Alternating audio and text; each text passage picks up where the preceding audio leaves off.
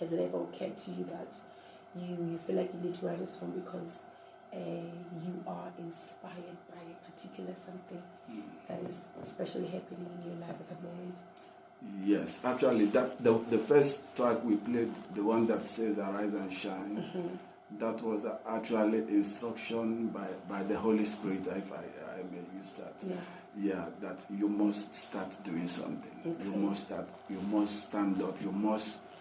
This song, you must sing it. Yeah. So it was a ministration from the Lord because I was struggling in going into music. Yeah. It has always been a side of me to sing, but I have never gotten any push from anyone. You understand? Yeah. So the fear is always there to try. So, but the pressure is coming from, I can say, from the Holy Spirit that you just have to. So that is how that song came. And if you look at the lyrics, say, "Arise and shine."